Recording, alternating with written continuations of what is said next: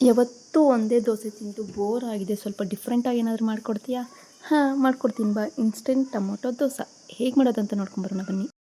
Tomato ತೊಗೊಳ್ಳಿ, ನಂತರ ಇದಕ್ಕೆ ಒಣಮೆಣಸಿನ ಟೊಮೊಟೊ ಈ ರೀತಿ ಕಟ್ ಮಾಡ್ಕೊಡಿದ್ದೀನಿ. ಮಿಕ್ಸಿ ಜಾರ್ಗೆ ಟೊಮೊಟೊ ಹಾಕ್ಕೊಳ್ಳಿ, ಬೆಳ್ಳುಳ್ಳಿ ಹಾಕ್ಕೊಳ್ಳಿ. ನಂತರ ಇದಕ್ಕೆ ನಾವು ಒಣಮೆಣಸಿನಕಾಯಿ ನಾನು ಬಿಸಿ ನೀರಲ್ಲಿ ನೆನೆಸಿಟ್ಕೊಂಡಿದ್ದೆ 1/2 ಅವರ್, ಇದು ಹಾಕ್ಕೊತಿದ್ದೀನಿ. ನಂತರ ಇದಕ್ಕೆ ರುಚಿಗೆ ತಕ್ಕಷ್ಟು ಉಪ್ಪು, ಇದು ಆಪ್ಷನಲ್ ಇರುತ್ತೆ, ಇದು ಬೇಕು ಅಂದರೆ ಸೇರಿಸ್ಕೊಳ್ಳಿ, ಇಲ್ಲಾಂದರೆ ಬ್ಯಾಟರ್ಗೆ ಸೇರಿಸ್ಕೊಂಡಿರ್ತೀವಲ್ಲ ಆಗುತ್ತೆ. ಸೊ ಇವಾಗ ಮಿಕ್ಸಿ ಮಾಡ್ಕೊಂಬರಬೇಕು, ಈ ರೀತಿ ಇರಬೇಕು ನೈಸಾಗಿ.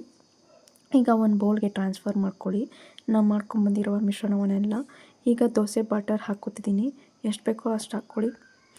ಇದಕ್ಕೆ ನಾವು ಒಂದು ಸರಿ ಮಿಕ್ಸ್ ಮಾಡ್ಕೊಳ್ಳಿ, ಎಲ್ಲ ಹೊಂದ್ಕೊಂಡಿದ್ದ ನಂತರ ಇದಕ್ಕೆ ಕೊತ್ತಂಬರಿ ಸಣ್ಣದಾಗಿ ಕಟ್ ಮಾಡ್ಕೊಂಡಿರಬೇಕು, ಅದು ಹಾಕ್ಕೊಳ್ಳಿ. ಇವಾಗ ನಾನು ಜೀರಿಗೆ ಹಾಕ್ಕೊತಿದ್ದೀನಿ, ಇದು ಕಂಪ್ಲೀಟ್ಲಿ ಆಪ್ಷನಲ್ ಇರುತ್ತೆ, ಬೇಕು ಅಂದರೆ ನೀವು ಇದಕ್ಕೆ ಈರುಳ್ಳಿಯನ್ನು ಸೇರಿಸ್ಕೊಳ್ಳಿ, ಚೆನ್ನಾಗಿರುತ್ತೆ ಟೇಸ್ಟು.